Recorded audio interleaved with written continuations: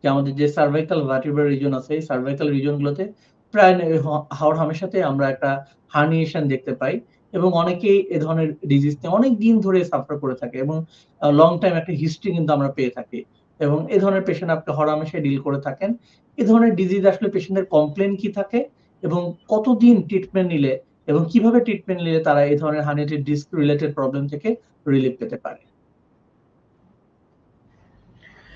জি, ধন্যবাদ। খুবই গুরুত্বপূর্ণ এই টপিকসটাও। আসলে সার্ভাইকাল রিজনে আমি একটু দর্শকদের উদ্দেশ্যে দেখাই যে জাস্ট জানার জন্য। আমাদের প্রত্যেকটা মানুষেরই ঠিক এরকম স্পাইন, যেটা আমাদের ঘাড়ের অংশ থেকে এই উপর থেকে 7 ভার্টিব্রা পর্যন্ত, এটাকে আমরা সার্ভাইকাল স্পাইন বা ঘাড়ের অংশ বলি। এখানে দেখা যায় প্রত্যেকটা হাড়ের মাঝে দেখেন একটা করে স্পেস আছে, যেটা ইন্টারভার্টিব্রাল ডিস্ক স্পেস আমরা বলি, এবং এখানে একটা জেলি লাইক সাবস্টেন্স থাকে।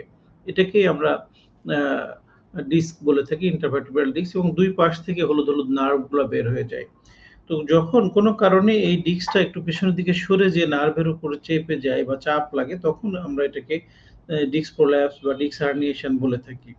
এবং এই ধরনের রোগীদের কমপ্লেন এরকম থাকে যে ঘাড় থেকে শুরু করে যখন যে নার্ভের উপর কম্প্রেশনটা পড়ে, সেই নার্ভের ডিস্ট্রিবিউশন অনুযায়ী কোনো কোনো ক্ষেত্রে ঘাড় থেকে শুরু করে পুরো হাত জুড়ে ব্যথা, এবং পুরো হাতের আঙ্গুলগুলো ঝিনঝিন অবশ অবশ মনে হয়, এবং এই পেইনটা কারো কারো ক্ষেত্রে খুবই শার্প পেইন হয়, যেটা সহ্য করা রোগীর জন্য খুব কঠিন।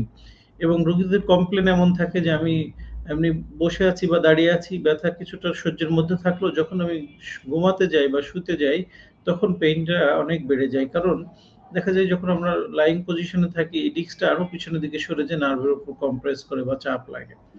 তো এই ধরনের সিভিয়ার উপসর্গ দেখা দেয়। এটার পিছনে বেশ কিছু কারণ আমরা অনেক সময় দেখতে পাই। অনেক সময় দেখা যায় এই ঘাড়ের মাংসপেশি লিগামেন্ট গুলো উইকনেস থেকে আমরা একটু বেসিনে মুখ ধুতে গেলাম বা হঠাৎ জুতার ফিতা বাঁধতে গেলাম, এরকম ডিস্ক হার্নিয়েশন হয়ে যেতে পারে। অনেকের জিমে যেয়ে বা ভারী কিছু একটা উঠাইতে যেয়ে হঠাৎ করে এরকম একটা সাউন্ড হলো, দেখা যাচ্ছে তার ঘাড় ব্যথা এবং পেইনটা এত তীব্র পুরা হাতের দিকে চলে আসে। অনেক সময় আমরা এরকম কিছু পেশেন্টও পেয়েছি যারা সেলুনে বা বিভিন্ন মাসাজ সেন্টারে হঠাৎ করে ঘাড়ের একটা মুভমেন্ট করতে যেয়ে তীব্র ব্যথা এবং ঘাড় থেকে পুরা ব্যথাটা হাতের দিকে চলে আসে। তো এরকম মানে আসলে বিভিন্ন কারণেই এই ডিস্ক হার্নিয়েটেড হয়ে যেতে পারে। কিন্তু এটা খুব সিভিয়ার হলে অনেক সময় পেশেন্টকে কয়েক সপ্তাহ পর্যন্ত টানা ট্রিটমেন্টের প্রয়োজন পড়তে পারে। আমরা দেখতে পাই যে আর্লি স্টেজে যদি থাকে, এটাকে আমরা ৩ টা ভাগে ভাগ করি: মাইল্ড, মডারেট এবং সিভিয়ার। প্রাথমিক এবং মধ্যম পর্যায়ে যদি থাকে, দেখা যায় ৭ থেকে ১০ দিনের মধ্যে অনেক ক্ষেত্রে ভালো হয়ে যেতে পারে। কিন্তু এই ট্রিটমেন্টের একটা বড় অংশ হলো কমপ্লিট বিশ্রাম বা রেস্টে থাকা। এর সাথে সাথে কিছু মেডিকেশনের প্রয়োজন পড়ে। ফিজিওথেরাপির মাধ্যমে আমরা ডিস্কটাকে আবার পূর্বের জায়গায় নিয়ে আসতে পারি। এবং অনেক ক্ষেত্রে দেখা যায় যে, যে ট্রিটমেন্ট নিচ্ছে আবার জার্নি করছে, জার্কিং হচ্ছে, ঝাঁকি লাগছে, তাহলে ট্রিটমেন্টে খুব বেশি উপকার পাওয়া যায় না। এজন্য এই ট্রিটমেন্ট চলাকালীন বিশেষ করে ডিস্ক প্রোল্যাপস বা ডিস্ক হার্নিয়েশনের ক্ষেত্রে সম্পূর্ণ বিশ্রামে থেকে চিকিৎসাটা নিতে হয়। সেক্ষেত্রে দ্রুত এই সমস্যাটা থেকে সমাধান পাওয়া যায়।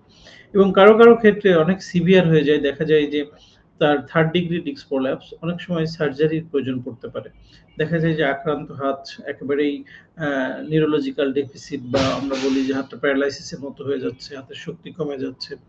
তো এইসব ক্ষেত্রে দেখা যায় যদি কনজারভেটিভ ট্রিটমেন্ট ফেলিওর হয়, তো সেক্ষেত্রে অনেক সময় সার্জিক্যাল ইন্টারভেনশনের মাধ্যমে এই সমস্যাটার সমাধান করতে হয়।